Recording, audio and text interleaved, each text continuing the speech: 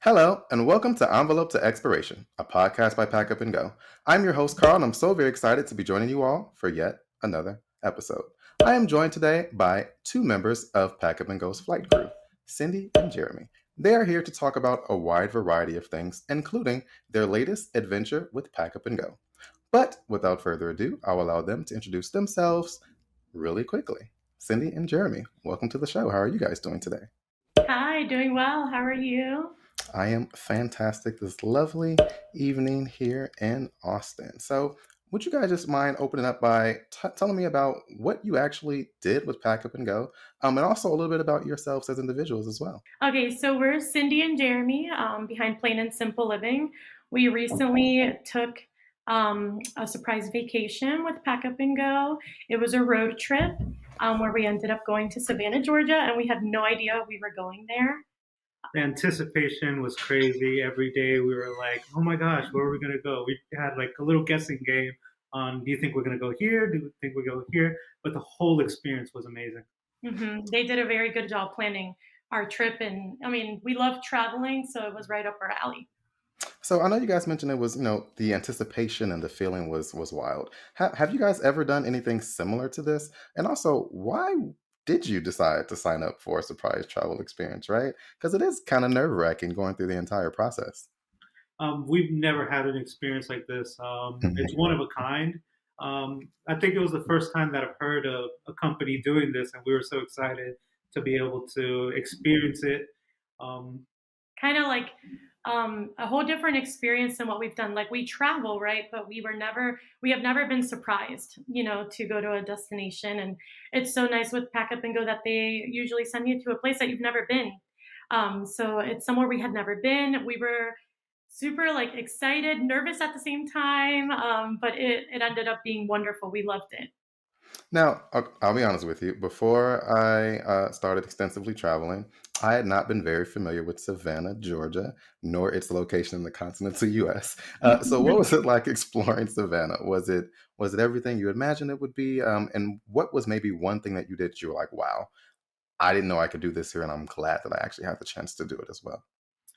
Savannah was beautiful. We loved the culture, and I'm a foodie, so I was very surprised on the whole food culture there because there was pretty much everything, and it was all a walking.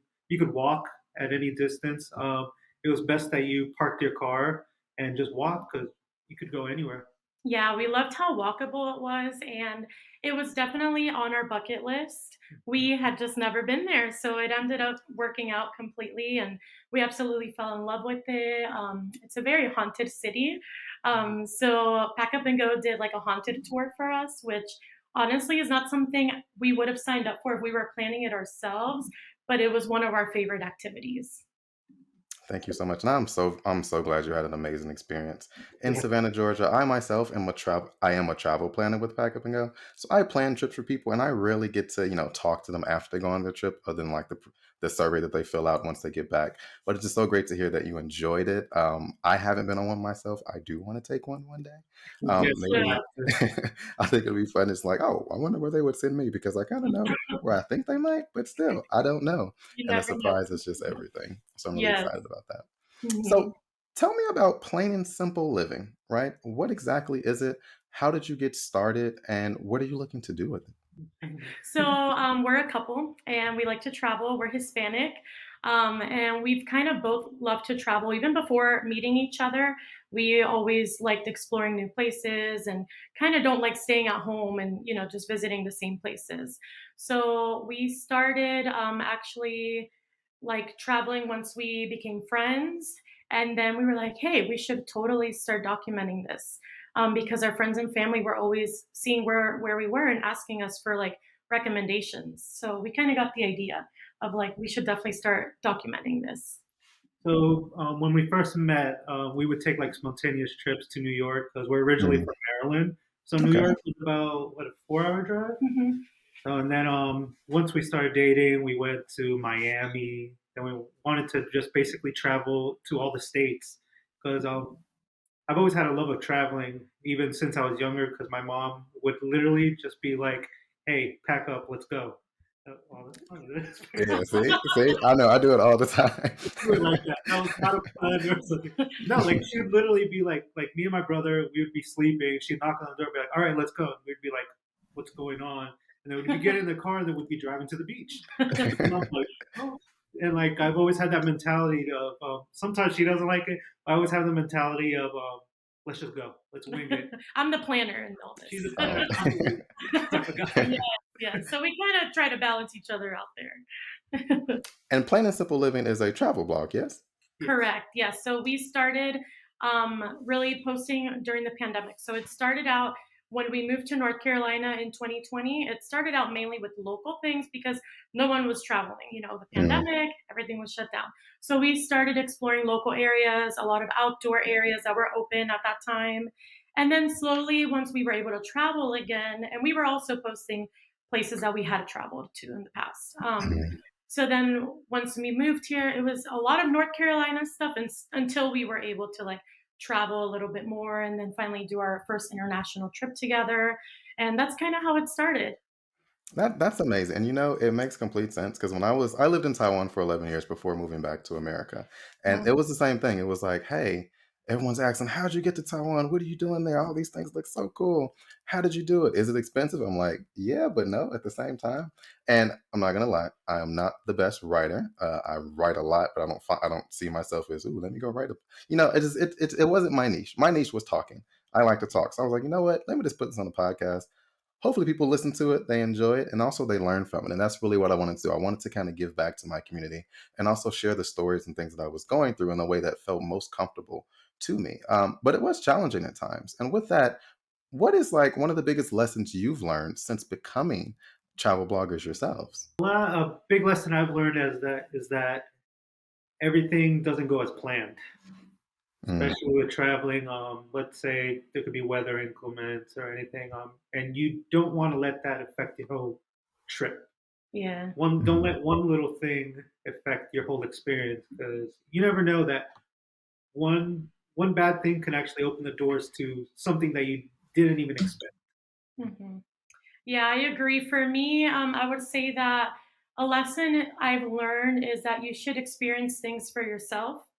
Mm, Right now with the internet, there's TikTok, you know, there's Instagram, and you kind of see all those travel videos or reviews. And just because one person didn't like a place or a restaurant or something doesn't mean that you shouldn't check it out because everyone has a different experience. And, you know, there's places that we've been to and it's like some people didn't like it and we ended up loving it. So that's something that I've learned while traveling that you have to always keep your mind open to trying new things.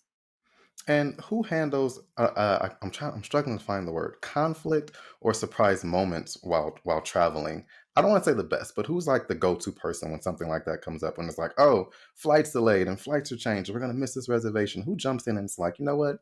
We're gonna do it this way. Let's calm down. Let's just move forward and We relax and enjoy the experience. So it's kind of a combined effort. I think you handled it Mhm. better. So I do the all right. Let's calm down. Let's figure it out. She's the one that figures it out at the end. True, true. I'm like, Mhm. I'll, like I said, I'm a planner, but I don't really anticipate for the worst at the same time. So it's like I do freak out in the beginning, but then my mind is kind of like, okay, what are we gonna do? And then you know we come up with the plan. So I would say we're both good at it, but I feel like he remains calm at first better than I do. Yeah, because I have more of the wing it mentality. It I told helps. her that ever since we dated, because she always told me that she's the planner. I'm like, oh, I'm the one that just Goes there and just does goes with it. whatever. Like, I took a trip to California by myself about 7 years ago. No Mm. one wanted to come, so I was like, let me just go see what I can find out. Didn't have anything planned. All I had was the flight and where I was going to stay for one day. I was going to figure everything out, and I had a great experience. Yeah, I can't do that. I didn't even know where I was going to eat. You know, I completely understand because I did two similar trips. The first trip was we went to Hong Kong and I was like, hey, it was a Friday right after work. And I was like, man, tickets are $79, guys. Let's get it. And me and two of my friends, we went. We didn't reserve a hotel. Don't recommend not doing that.